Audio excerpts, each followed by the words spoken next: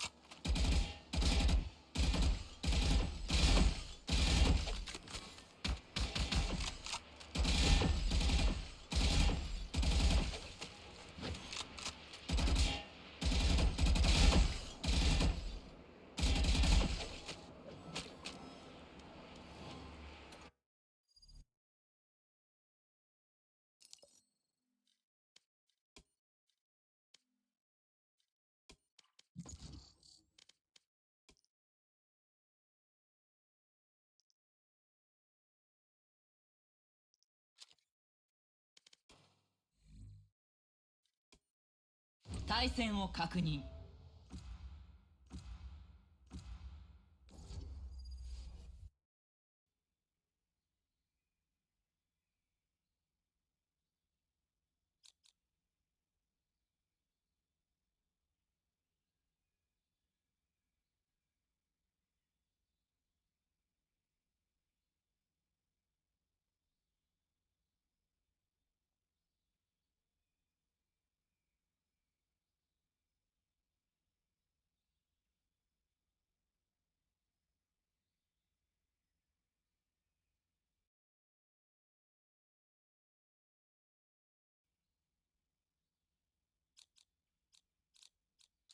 私は盾、そして剣。それを忘れないで。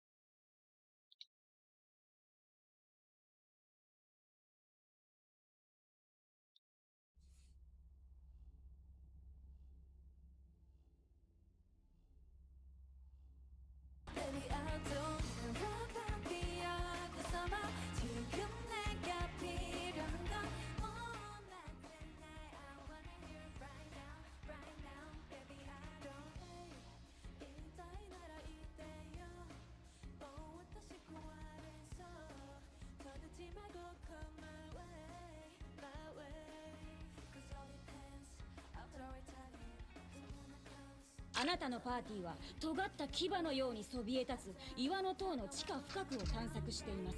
ここには秘密が隠されていました。スパイクはここだ。永遠に守られる秘密などないのです。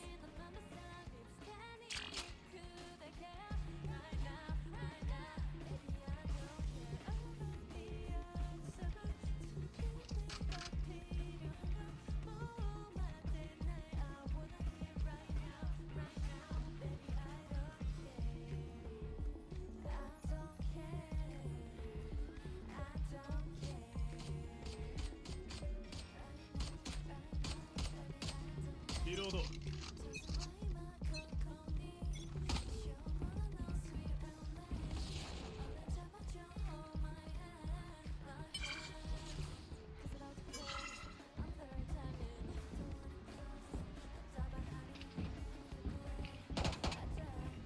A に敵発見。イバラを設置。イバラよ広がれ。行くよ。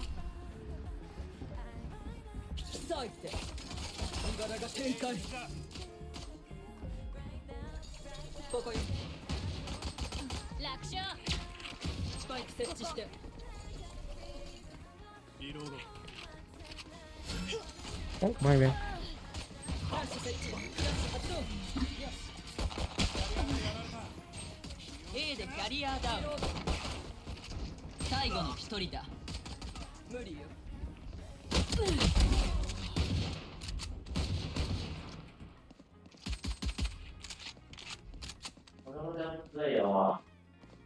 スパイクを確保。敵残り1名。What is this?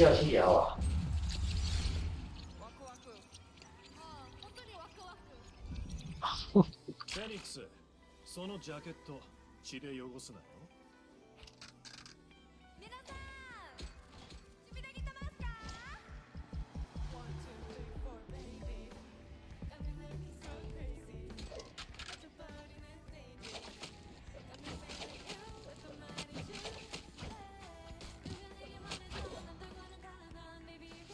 空をも支えてみせる。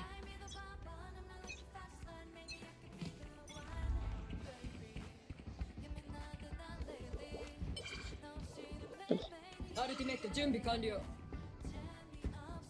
引き裂いて。イバラ展開。スモーク行くよ。切り開く。ポータルがやられた。スパイク設置して。スパイク設置して。リロード。イバラを設置。スパイクを設置。 A に敵発見。力不足よ。イバラよ広がれ。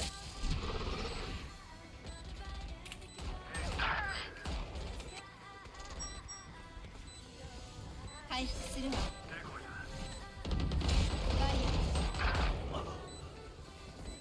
フラッシュを設置、スカイを奪う。よし。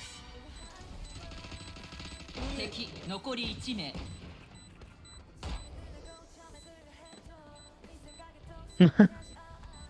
Shit.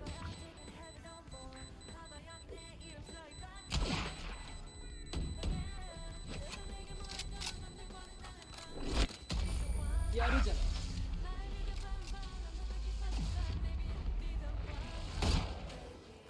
まだまだこれからよ。Tell me I'm so I just want you all right now.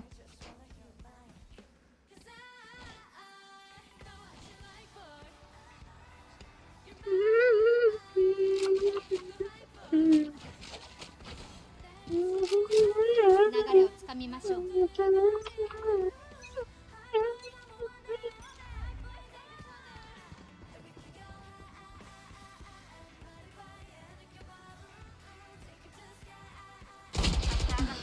中央でキャリアダウン。チャージがね。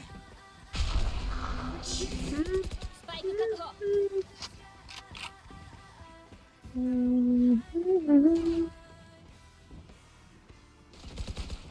チャージがね。敵がいる。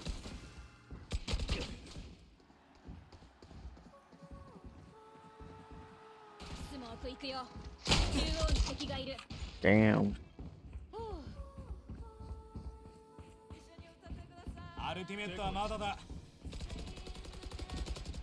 ーゲットダウン。アルティメットいけるよ。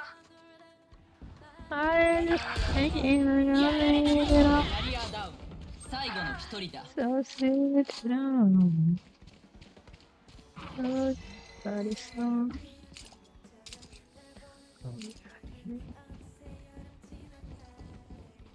기다려야지. あと30秒。 With somebody.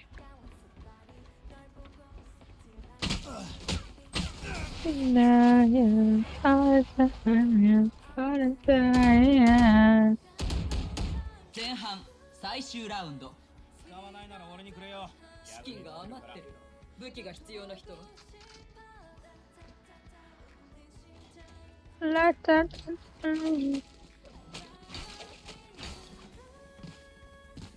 ゆ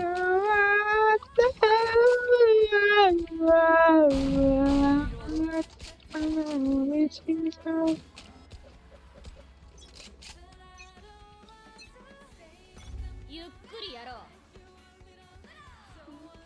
ええ。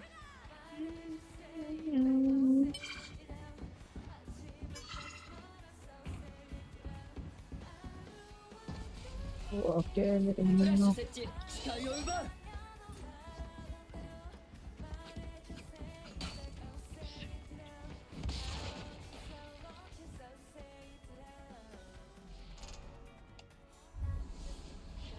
yes. 離れないで。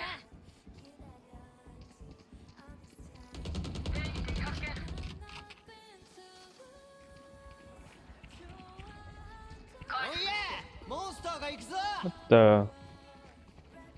回復して。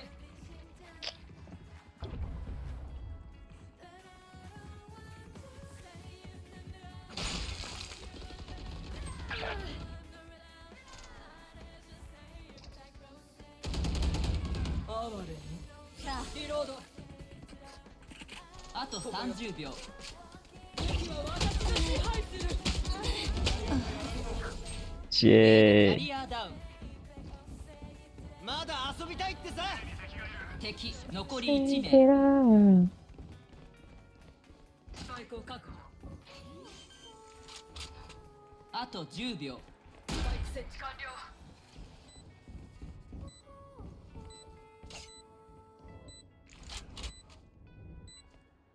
引き裂いて。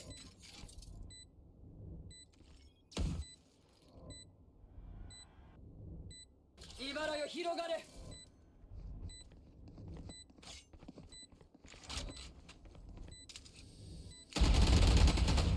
Oh damn. Oh my god. 展開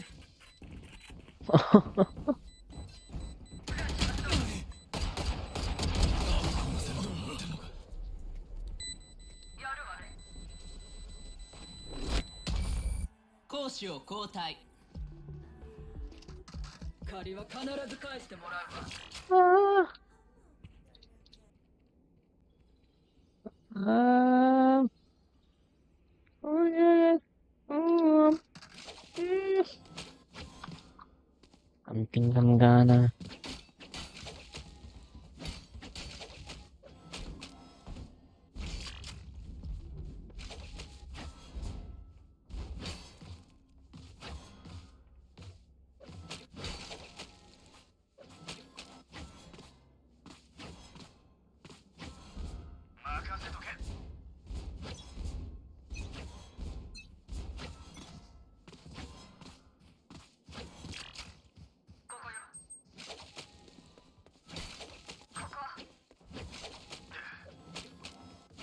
Oh.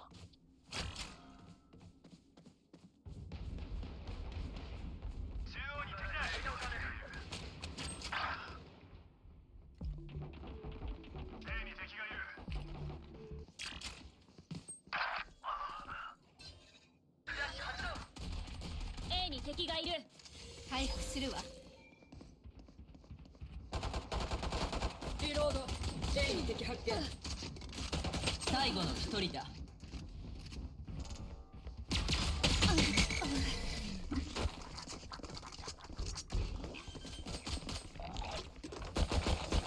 金属製の武器で私を倒せると浅はかね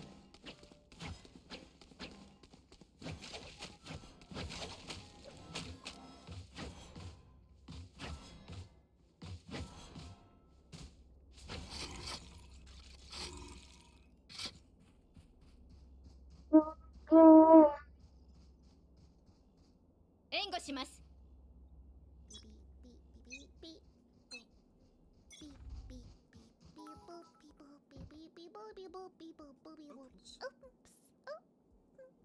Listen, when I was at TwitchCon doing the meet and greet, people literally had two reactions. Reaction 1, you were taller than I thought because for some reason.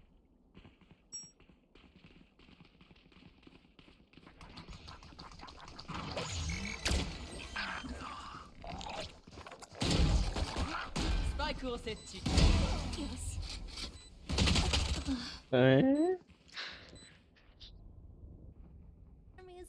People think I'm a literal goddamn dwarf. I am not. I am just below average.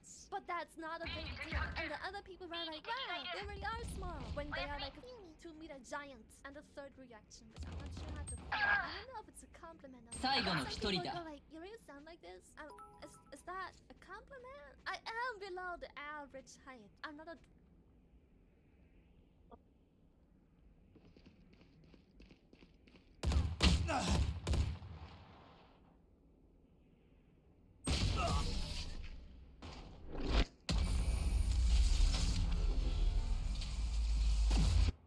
マッチポイント。さあもう一戦。まだまだいけますよね。武器がいる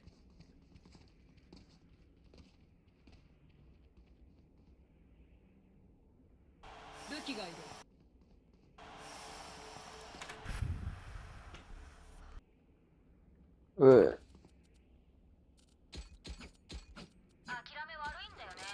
武器がいる誰か買ってもらえますか？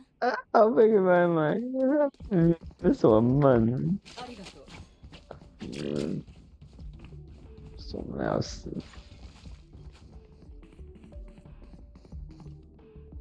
これあげる。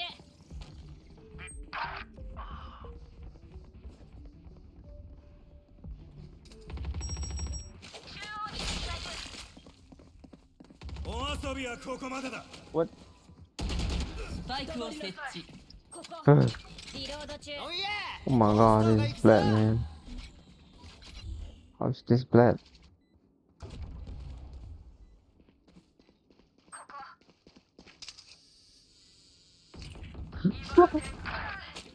How is this black? 最後の一人だ。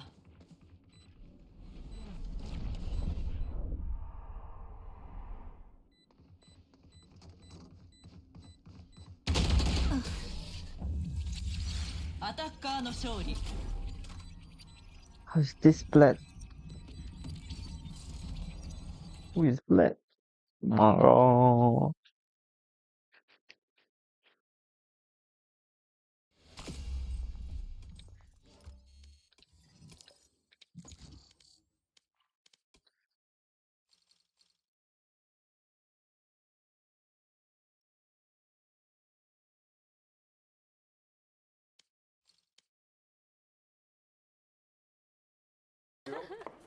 Vege なんかこうなんか注文時とかの電話で声優ってバレるっぽい。これはありそう。花田さんね。これはありそう。これは三角。そうです。なんか不安になる音がする。あ、かかってる。こんにちは、ドミノピザ受付担当梅本がお受けいたします。どうもお世話になっておりますフジテレビでございます。あ、はい。はい、注文お願いしてもよろしいでしょうか。ご注文で、はい、かしこまりました。配達とお持ち帰りはどちらでご注文ですか？配達で。配達のご注文で、はい、ありがとうございます。はい。行きますね。注文内容がお伺いできますね。はい。はい。肉ピザクワトロ。肉ピザクワトロ、はい。L で。L サイズで、はい。はい。あとクワトロ。カマンベールミルフィーユ。あんま聞こえづらいですね。ごめんなさい。クワトロカマンベールミルフィーユの L サイズを一つ。L サイズ、はい。対戦を確認。ダブ。Oh my god. ซึ่งสมวันมี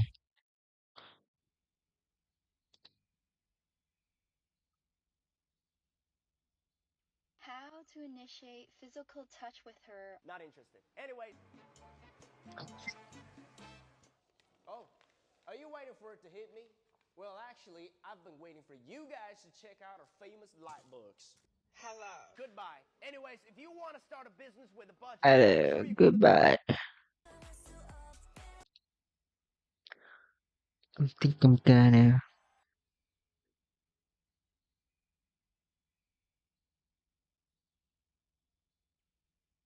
Just like standing there.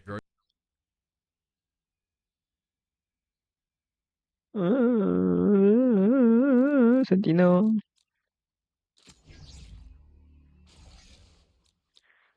Check. Do you have an initiator? Initiator. Who is initiator? Who is initiator? Good idea. Hey, Sova, Sentino. I think it's really good initiator. どこへ逃げようと必ず見つけ出す。Okay.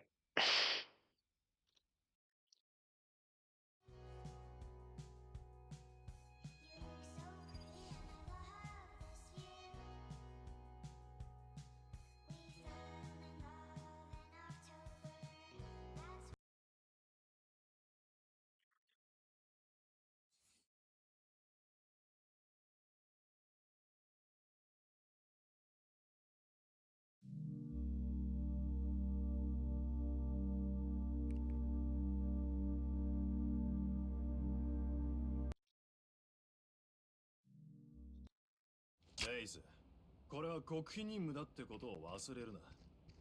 ギャーギャーわめくなよ。ギャーギャー。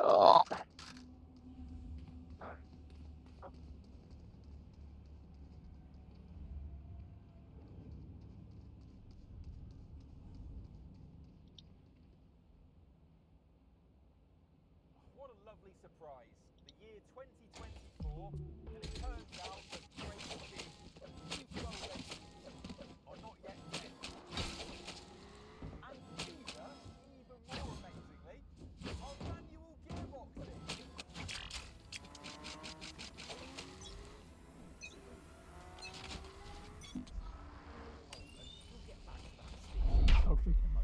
Damn, that is far, bro. Welcome to the Valour. Martin's got analog.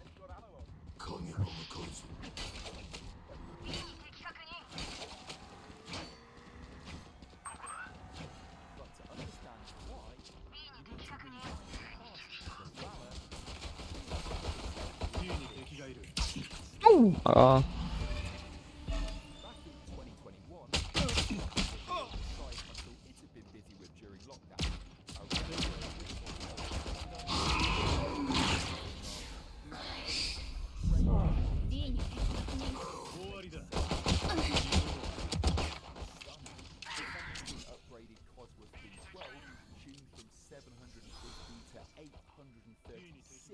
Horsepower also went like lightning and sounded better than thunder. The owner of this one-off, who paid around £4 million for the honour of owning a unique super Aston, tastefully decided to spin the 177's laggy paddle shift transmission and have their dream Aston equipped with a clutch pedal and a manual gearbox.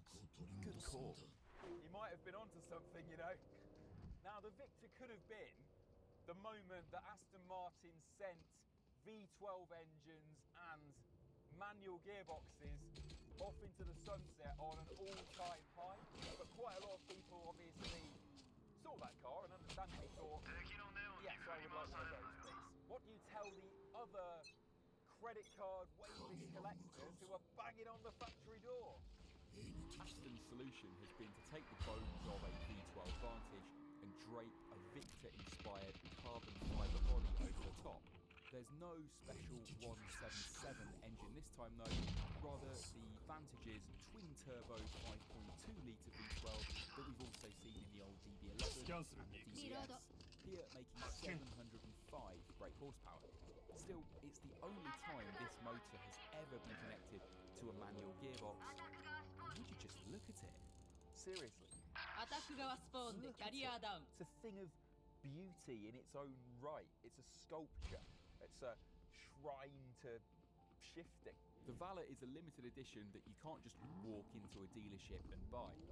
All 110 examples have long since sold out, and you have to hope that the people who are spending just over £1 million to get one will do this: get out into the hills and drive it. Not just stand around and admire it. But all the details are gorgeous. We picked it up from just outside the Formula 1 team's headquarters at Silverstone. Now, how refreshing is it to not be a numbers car? We don't care about downforce here. We don't give a monkeys about lap times. People are going to drop £1 million on 100 off limited edition. Details, things you can point out to your mates, like bits of your car you can put your whole hand through. This channel they've kind of incorporated into this monster bonnet, which is hinting it's got this huge V12 under it. It's a great big extractor vent on the top. And the spec on this one, it's like something that Dave Attenborough warned you about in the rainforest, isn't it? Watch out for, I'm not really the voice, watch out for the green Ridgeback red-lipped man-eater. Just looks absolutely lethal. Wheels inspired by the Valkyrie, not liked by anyone who's ever had to clean an alloy wheel, but yeah, Spider-Man spec rims. Love those. You've got this huge extractor vent here, trying to get heat out of the engine bay, so it's all functional, beautiful carbon fibre work here. And normally I don't really like a limited edition badge on the side of a car. It's like wearing, you know, branded gear saying what you're driving. But if your company's 110 years old and only had 7 bankruptcies, and if you've done 110 units, then you probably want to celebrate it. So I think you like Union Jack there. It's got this nice blend, doesn't it, the Valour, of sort of the Aston Martin curvaceousness of old, but then like the square-sided muscles of new. So this is where you see the V12 Vantage silhouette in the top, and then all this new carbon fibre bodywork down here, the brutal side skirts. You've got to be really careful when you jump out that you don't trip over those. And then this massive rear, it's got so much attitude, but if you want, I don't know, even more extroverted design than the front, you've got to come and take a look at the back. Clearly you'll have noticed up here, there is no back window. You might have thought, you know, if you weren't that clued up on where Aston Martin are putting their engine out, that the V12's under the back is vented. It's not, these are just fins. It's no place about how much downforce that's generating. Onto a screen where the normal mirror would be inside. That's quite practical. So, let's get the key out. Is the luggage space. Look at this. 非常的 What other hypercar has got enough space 差一点点就是死了。Very risky. How very British. somewhere to keep your Aston Martin designer umbrella. And I love, I don't know if you can see in here, but they've even matched the carbon fibre weave on the inside of the boot lid. And also some classic British understatement. No fake exhaust pipes, no tank artillery pieces with all rifling in them, just 3 very sharp looking lightweight exhausts. The exhaust on this is 7 kilos lighter than a V12 Vantage, but they haven't decided to make them trumpet out the top like this. They've just tucked them away because it's very Aston Martin, isn't it? A bit of understatement, a bit of class. It's a stunning looking bit of kit. It's fun. When you unlatch mighty carbon fibre to actually looking kind of startled and surprised, the eyes look that much wider. Why would it be shocked? Because it's being pushed along by this 705 brake horsepower tune of the twin turbo 5.2 litre V12 with 511 pounds-feet of torque. Obviously I'm going to show you inside, but there's 2 things to be aware of when you get into your Valour. Number 1, got to be very, very careful not to land your immense on the bolster because it can get close. And speaking of carbon, the door is made out of it entirely, and that means you're lucky to get it shut first time because it's just so lightweight. As well, gives that swan motion when it opens up. That's right. Look at this for a centerpiece. Top to the gear knob, this unpolished beechwood gear lever, and then you can see the fully exposed linkage. It's just lovely. Excuse me, I'm just gonna have a moment. Now, I just want to point out, we're not on Silverstone anymore, and we're not on a private closed road. No, this is Wales. It's a public road. It's June, so yeah, as usual. And there's other motorists, there's cyclists, there's sheep. And Aston Martin chucked us the keys to a £1 million special and said, yeah, fill your boots. Respect. We like that. And that cues up nicely the part of the film where I turn to you and I say, well, they need to worry because it's a pussycat. It's so friendly, the Valour, but don't mind telling you, a little bit intimidated, actually. I think part of it comes from the fact that just with no back window, it's darker in here, and these solid carbon door shots, they're high and you feel hemmed into the car. It feels like you're, I don't know, a child in a grown-up's world. I'm kind of peering over the top of it, and it feels big and wide on the road. You'll hear the tyres over there occasionally. Window, careful. So, yeah, it's got the intimidation factor of a supercar. Aston wanted this to feel a bit more gritty and granular than a V12 Vantage, on which it's obviously based. So they've retuned the steering map. It's got different damper settings front and rear. It's got stiffening panels front and rear, and they've changed the caster, the camber, all the geometry's different. It's all very easily tweaked, but they didn't have to do that. They could have just dropped this exotic body onto a normal Vantage and left it alone. Said, there you go, collectors, you'll never know the difference because you're never going to drive it. Well, they didn't. They went to the effort. I respect that as well. And here's the thing, actually. Even when you don't want to get all nerdy and geeky about the retuned suspension and steering, a manual gearbox is something you can enjoy at any speed, and so is this engine. It's not an operatic V12 like a Ferrari 12-cylinder 12 cilindri, but it's got this rich, expensive, cilindri. note to it. And I'm only doing 3,400 RPM right now, and it still sounds fabulous. The only pity, I suppose, is, well, look at the cars it's appearing in. The Gordon Murray T50, the Pagani Utopia, and now the Aston Martin Valour. What a shame that to get your ultimate manual kicks, you kind of got to pay £1 million for it.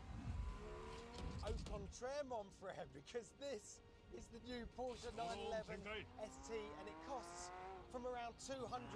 And depending on which way you look at it, it's either a GT3 RS with the wing removed and a 6-speed manual gearbox added, or a GT3 Touring with the aggression turned up to 11. Either way, it's pretty much analog perfection. Andreas Bräuninger, the boss of Porsche's GT department, the man responsible for all those incredible Porsche GT cars over the last, 23 years, says that this is his favourite. It's his perfect combination of components, the perfect blend of technology and raw driver appeal. And do you know what? I think he might be onto something.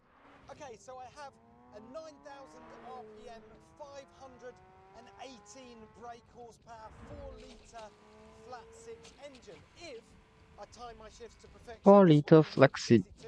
in 3.7 seconds. But the beauty of this 4-liter is in the details. flat It weighs 6. 1,380 kilograms, which is about 40 kilograms less than a GT3 Touring. The clutch in this thing Nothing now. exactly half that of the one you get in the GT3 Touring. It's got a lighter flywheel too, so you get a revier character to the engine. And this gearbox, this 6-speed manual gearbox, it's got a shorter throw. It's also got an 8% shorter final drive ratio, which, yeah, makes it feel livelier in the gears, but it also means you've got to work this gearbox to get the most out of it. And honestly, that's not a problem at all when the shift is as sweet as this one. Now, I know I've just spent a while describing to you all the numbers and facts and figures about this car, but the best way to describe the experience is I couldn't give a fig about the numbers right now. Yes, there are supercars out there with a lot more horsepower than that. There are family saloons out there with a lot more horsepower than this thing, but it doesn't matter. It feels like just the right amount, and I'm consumed by nailing my gear shifts and enjoying the steering feel. And this kind of stuff, the Porsche does head and shoulders better than anyone else. It sweats the details. It knows that the stuff that matters is what you're feeling through your bum and through your hands and through your feet, the gear shift, the steering, the pedals, the quality of these seats, and of course, the noise that engine makes to close in on that 9,000 RPM crescendo. Oh, it's astonishing. This gear shift, oh, the precision. You can do it all in your wrist. Bam, bam. 5th to 4th.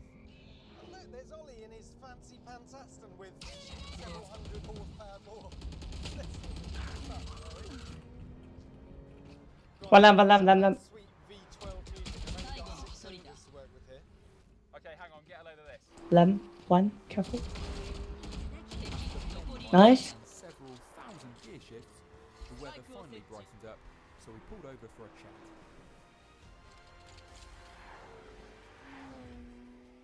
Significantly more fun in the dry, aren't they?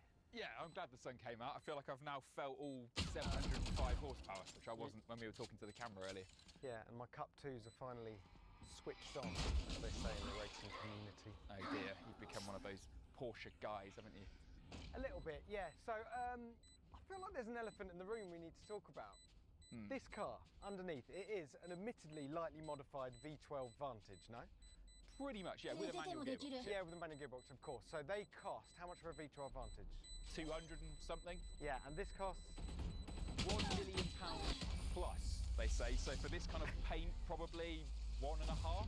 Help me understand. Help us all understand this. I mean, you can't rationalise cars like this, can you? It's modern day coach building, like Ferrari, like Bentley. Everyone's taking their standard supercars and dropping gorgeous retro bodies onto them and going, here you go, here's something special that no one else has got. It is gorgeous, I'll give you that. I spend most of the day staring at the back end of it when I'm a little bit in love with it. It's about exclusivity, isn't it? It's like you're buying a £1 million ticket to this club of 100 or so owners so you can, you know, wave it around under people's noses. Yeah, say, you haven't got one of these and I have. Yeah, although didn't I read that there's an even more exclusive version of this exclusive coach-built thing, special edition.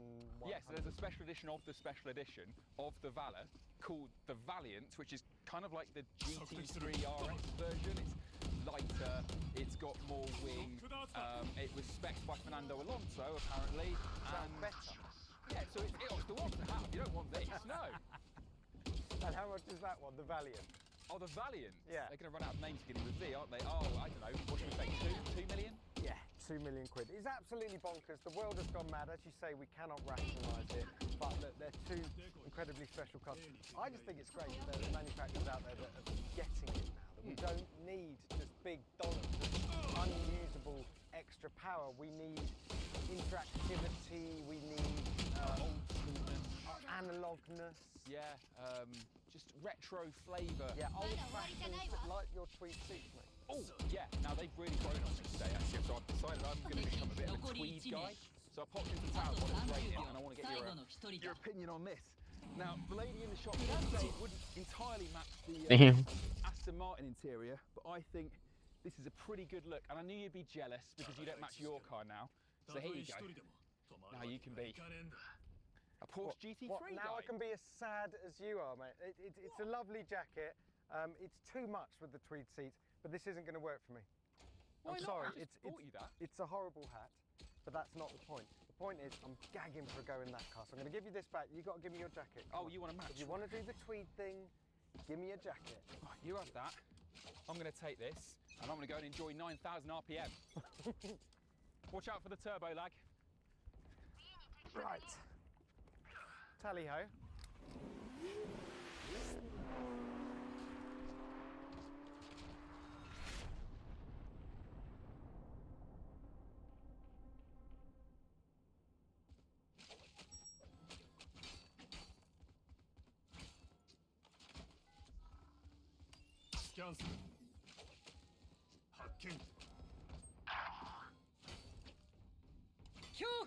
What happens when you let the brains behind 3 of the world's fastest hypercars drive each other's? Drone 展開。Oh my god. 最後の一人だ。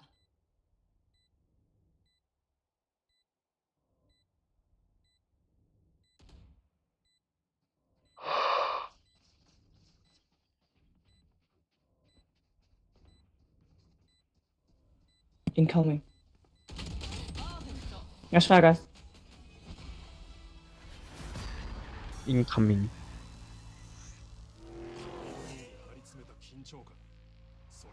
You're watching Throttle House Express. I'm Thomas. And I'm James. And this is the McLaren 750S. We finally get to drive one of these big Papa McLarens, right? Yeah, we do intermittently play with supercars, but Yes. somehow we're quite late to this one. Yeah. And that's fine, because that means it's more special. We've driven the McLaren Artura, which is the hybrid. Valour, I think. It was great. I loved it. It was so enjoyable, and then it broke completely. It didn't break completely. It had things. It had unique Yeah, idiosyncrasies. it's a unique idiosyncrasy like this, where when we put the roof back up, this little piece of foam was like, I don't want to be hidden. I'm just gonna stay here and. It's got a little extra willy. That's anyway. fine. It's also got a little extra Ooh. willy. Willy. Isn't that what you call it? It's got a bit of willy. I meant welly, alright? Apparently I'm obsessed with willies. Or is it Listen, you Wally? can call it whatever you want, but it's, yeah. 740 horsepower. Flat plane crank, turbocharged V8. This is McLaren's big boy. It's a very, very powerful in the supercar space. Not hybrid, just a good old-fashioned mid-engine gasoline-powered supercar. It's quite expensive though. It is very expensive. Yeah. Well, actually, if you think of it versus if it was always placed as an Aventador fighter, these cars were cheaper. They was like why would you get that? You just get the one from England that's cheap. So this is starting at 345,000 US. A 3 for a Super Series is not crazy. The problem is that if you got that, it would just be unpainted with no wheels or seats. Yeah. This is options of 468,000 US. It's got a ton of options. I mean, the paint alone. Oh my god. Light blue. Yeah. Which is almost purple in this line. Yeah, it has like a carbon fiber package, which is really expensive. It's got multiple. It's got multiple. Okay, I see. Yeah, there's a carbon fiber front fenders and louvres are $9 grand. It's got the carbon fiber interior pack, which is 9 grand. Yeah. It's got the exterior details carbon fiber pack, which is 10 grand, and then it's got the underbody carbon fiber pack, which is 18 grand. Wait, what detail? Like there's that. Yeah. And then there's this little piece. That does make it sound like you'd just be looking at blades of carbon fiber everywhere, but it's not that crazy, and that's almost 40,000 US of carbon fiber. But there isn't even that much carbon fiber. Unless some of it's painted, it might be, I don't know. Anyway, this does have the P1 inspired rear double center exit exhaust thing, right? I think it looks very supercar, but I think it looks somewhat generic. Like if I said to you, what car is that? I would immediately know. No, I disagree. No, you'd know it was a. I would know it was a 7 something. Yes. Compared to the 720S, it doesn't look that different. No, but at least you know. Like all the rest of the McLarens look exactly the same. At least you know this one. If you look at it from the side, you don't see the big intake because the intake is hidden.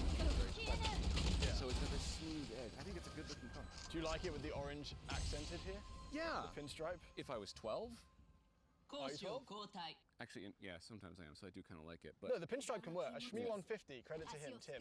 He did his 675 LT, I think, with purple against silver stuff, and it worked really, really well. Classy. Yeah, this is a bit too toyish for me. I know it is a toy, but it's a bit too, I don't know, anyway. But it's not heavy. You know, even in spider form, this is... It's 3,100 pounds or something, right? Yeah, it's under 3,200 pounds. It's pretty light, honestly.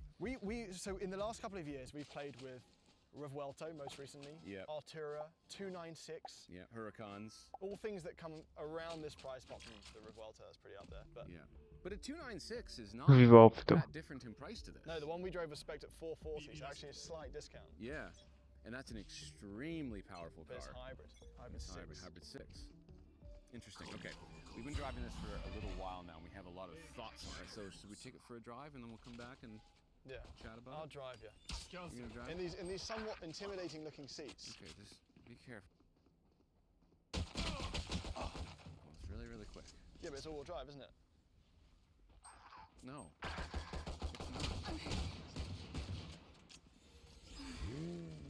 All right, launch mode active. Waiting full throttle. How's your window? It's not working. Cover that in a minute.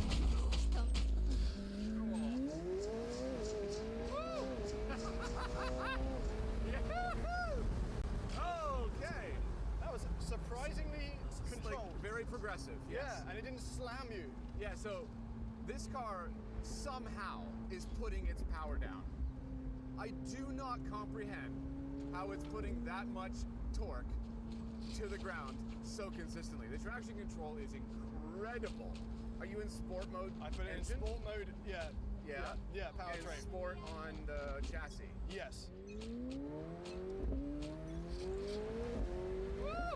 The shifts are so aggressive in sport. They're so aggressive. I like that. This car understands. Oh, I love it. It understands the assignment. And in track mode, in every other car, track mode goes, yeah, well, wait till you see this.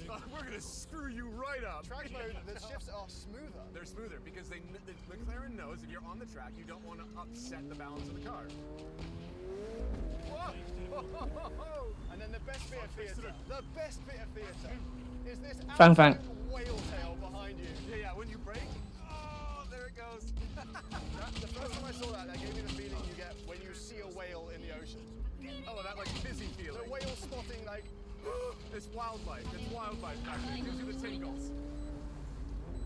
And obviously, oh my god, tremendously fast. And so turbocharged. There's a whistle and a wisp. Yes, this engine is incredibly turbocharged. Like the 296 and the Artura, they filled the gap in a way that made the car feel naturally aspirated. This one is very much you wait for the boost to come on, and once it's on, it's friggin' on, and it goes. There it is. Yeah, you can feel it. Yeah. So, foot down, boost. Yep. Lots of lag. Whale tail. Whale tail. Tons of drama. It feels so light. Yeah, oh yeah. Well, it is so light. And obviously we've not just been driving this with the roof down and with the roof up. You can hear some of the rattles, you know. Yeah. It's not a picture perfect And the window being down means that allergies are getting in the car. Yeah, that just happened. Thomas's window cannot move. I wouldn't sneeze. Okay. So this doesn't just compete in terms of performance with its competitors, right? We were talking about V10s and V12s. Yes. So an oral experience in the car when you're with your mate is important. Not in the way that Joe Rogan and Shane Gillis said that we would need an oral experience together. Oh, he's driving an Aston. Here it is. It's quite interesting getting at These two guys are gonna get caught in a volcano sucking each other. It's like Pompeii. Let's go to the woods 倒れるならば私の近くで倒 Uh, where no one can see us. Let's test the steering. This is the throttle house. It's I'm excited with electricity and what's it's an about to amazing happen. car. Rear end me. Yeah, we got roasted by on Joe Rogan's podcast. It's fine. It's fine. It's fine. It's fine. There was a volcano, you do the same thing. Yeah. But I think that sounds pretty good. I mean, the turbo whistle and the exhaust. Oh yeah. There's lots of sounds.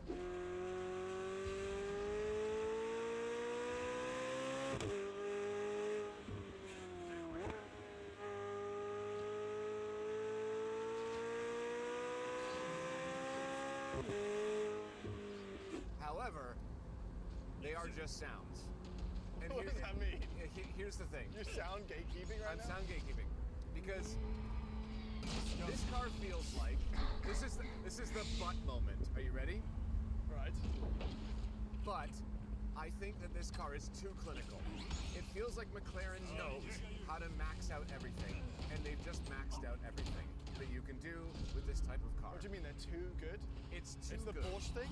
This is the Porsche thing. I agree in all the things that you've been saying. The shifts are great. It's extremely fast, obviously. You know, it does make a noise. There's a ton of performance. But I think it's a little bit too clinical, right? In what sense? Like, it doesn't delete the corners like the Porsche. No, it doesn't. That feels beautiful. Oh, The this steering is steering. But answer this question and don't lie to me. Oh, dear. Is the steering in the Artura better than this? Yes or no? Yes.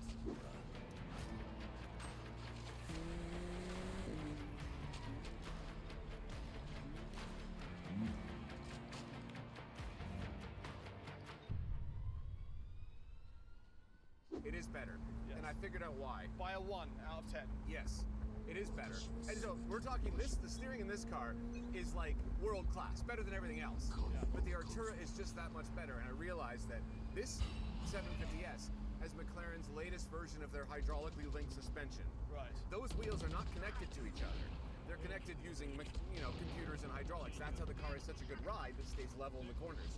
The Artura has good old-fashioned anti-roll bars, which means that when that wheel does something, it makes that wheel do something as well. So there's more road texture in the Artura, right? So the steering in this is great. But the Artura, for me, had a couple more things going on. I like the hybrid. I like the way that it blended in. Yeah. I don't know if you noticed, but we were just talking about this a second ago. Once this car is on boost, it's on boost. It's not scary at all. That's foot to the floor in 740 It's not scary horsepower. at all to put your foot down. If you're familiar with supercars. Yes. If you're getting in one of these for the first time, you will crap yourself. Yeah, but like the power band does this. Once it's on boost, it does that. Yeah.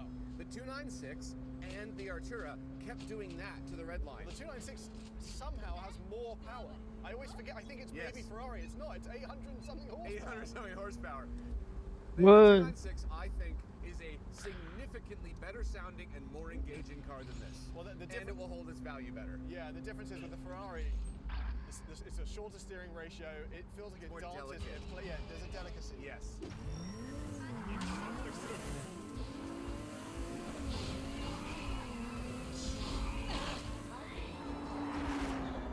This is just good. Yes. It's just good. This is Fine. protein thing. This is like steak and eggs and all the things your body needs. Yes. But the Ferrari is like that, but they put a bowl of smoke over it first. A Michelin chef made the steak and eggs for you. It's just that different. Oh, I mean, it's phenomenal. And the performance is absolutely phenomenal. Yes. No question. But again, and this is, are you ready for this? Actually, you know what? I'm going to save this statement till the end. We'll talk a little bit more, but I got a pretty big one I'm going to say about what car I would take over this, and you're not going to believe it. Cliffhanger. Yeah. But before we get there, I don't think there's anything else to talk about this other than we need to reiterate the performance of this car is absolutely next level. What about the seats? We said when we got in here they might be intimidating. You know what? I don't like them for a couple reasons. There's 3 options. These are the most aggressive. I don't like them for a couple reasons. Look, I'm not a small-shouldered man, and look how much play I have in the top. I see. Right? They're not actually holding me in. It's not for you. It's for Sigma males. I don't know, what am I? You need to be a complete Dorito. Yeah, you need to be a Dorito, yeah. You need to have those like really tight sweatpants with the really oversized white running shoes. Right. Yeah. Clients. They call them clients. Yes. I think they are soft. I mean, there's quite a bit of cushion going on. No, they're not bad on the base. Spanish. They kind of hug you, actually, but my back end's a bit sore, and I'm not being held in as well as I feel like I should for a fixed back racing car. Like the Porsche ones hold me in better. Anyway, I think that the steering in this is brilliant, the engine is brilliant, the chassis is brilliant, everything is so good, but it's so good. Do you know what I mean? No. Do you know what I mean? No. All right, let's just go and chat about it. Okay. So, here's my controversial statement. Go on. Some of you may know. You definitely know. What's pretty much my least favorite Porsche? Turbo S. Yeah, it's the Turbo S. I would take a Turbo S over this car. That It's confusing, isn't it? Can't be true. It is, and let me explain. This does the exact same thing that a Turbo S does for me, in that I understood it after driving it immediately, right? Within the 3rd pull, I was like, okay, yes, I get it. I understand what this car is. It's extraordinarily good, extraordinarily fast. The only difference is the window goes up in a 911 Turbo S forever. Listen, I think when you say you understood it, do you mean Yes. like that the character wasn't complex enough, that there was a relationship I know. built sort of thing? Literally exactly that. Yeah. I think, you know what? The 296 did give me that. Here, the best way to say it, I was never afraid with you driving. Insulted by that, maybe. There you go. But I have been afraid many times with you driving other supercars. You say with me driving, being a passenger. You, James, or anyone else, but mostly you, James, driving. Yeah. We've only spun multiple times. it's been only twice. I think I have to sympathise with supercar makers though, because McLaren have done such a good job here. It's that mission of being a rubbish car to being scale extrix. Right. Where on this graph do you put good versus emotional versus Oh, shit. versus, they all have different strong points. I know. McLaren's strong point is definitely just making the best of everything as much as humanly possible. Except for window. That sounds like a pretty good award. No, it is a great, Get 459. brilliant car. Honestly, the engineering is insane. The performance is insane. But the Artura, for me, there's more going on. Learning about the hybrid, the powertrain, the V6 was, I feel like, a little bit more charismatic. The steering was more interesting. The 296, it sounded better. It's beautiful. It was so quick, and it's cheaper. And it was just a little bit more of a scary experience. Well, cheaper is option. Maserati MC20, that's a worse car in every single way. Agreed. And the entire time I drove that car, I was a little bit afraid of it. The only thing that MC20 does for me is beauty. Yeah, it's beautiful. But he's all right, let's drop down a rung. Yeah. What about something like a Spider RS, which we drove recently? Also incredibly precise, amazing engine, great transmission. It's a brilliant car, and I probably would still own a Spider RS over this. I mean, they're not that far away. No, well, especially now Spider RS is trading now, right? Yeah. So there's that. But I would take a GT3, by the way, over this and a 911 Turbo S. Right. Just So, like a manual roof GT3. down, it sounds like a new. If they bring out a new speedster, would be the. That would be answer. pretty amazing. Right, yeah. a GT3 I'm convertible. not even really that much of a Porsche guy, honestly. I just I'm so confused by it when I drove it. That's it. Look, I mean, it's also useful in the way that a 911 is. Like, this frunk is huge. Yes, it does. Yeah, it's a massive amount of space. The front axle lift. This is great. 4 seconds. They're very proud of that. Very proud of the 4 seconds, yes. Instead of 8 seconds, I think, which is the 720S. Yeah, exactly. A very usable. It's a very usable. Safe, somewhat safe. Comfortable. Yeah, it's safe in terms of you can put your foot down. But it does egg you on. Yeah, it does egg you on. You get real trouble. But it's not safe in the fact that it's just going like time-altering speeds in a couple seconds. That's why it's not safe. But that's just a problem with modern supercars in general, I think. Not this particular one. All right. Yeah. It's fascinating. I think now I really want to drive the P1. You think you're ready? I think I'm ready for the You P1. think we've graduated? Because I want roughly this experience, but scary. Oh, I'll scare you. I'll be the one to scare you in a P1. Okay. In a volcano. This is where we fade out now. Because I'm shaking hands right to the bitter end. Why is your hand so sweaty? Because I'm sorry. 最後の一人だ。 No, no. まだ終わりじゃないわ。で、排除した。敵残り1名。最後の一人だ。これで全部だね。やるべきことは分かっているわ。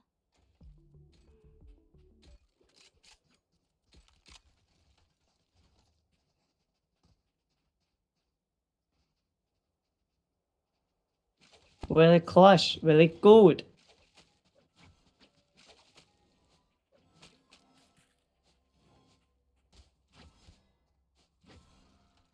さあ、未知の世界へ。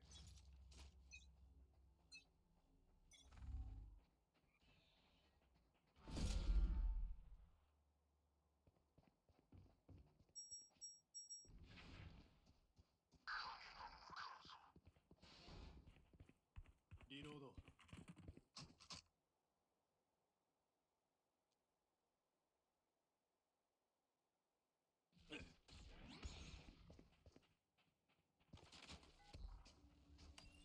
スキャン邪魔だ。デコイ。リロード。視界を塞ぐ。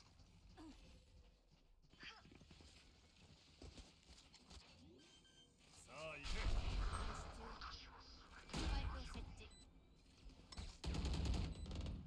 俺はハンターだ。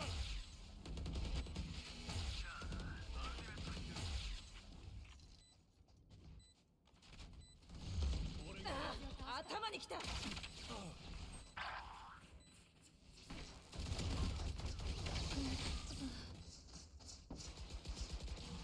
敵残り1名、最後の1人だ。フェイクテレポート。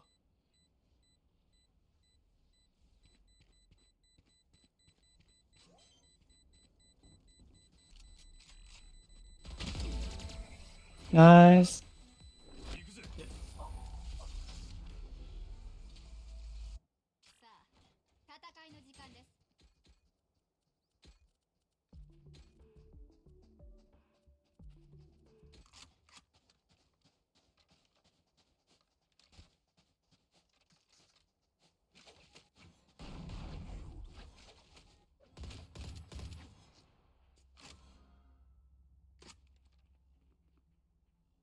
敵を見つけ出す。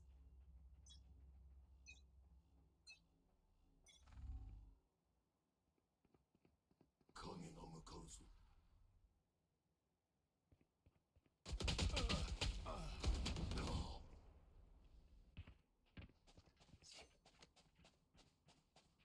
合図を待って。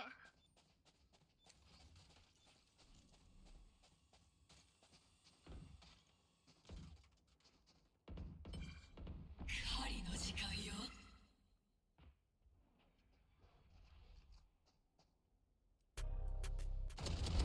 オーメン排除。監視中。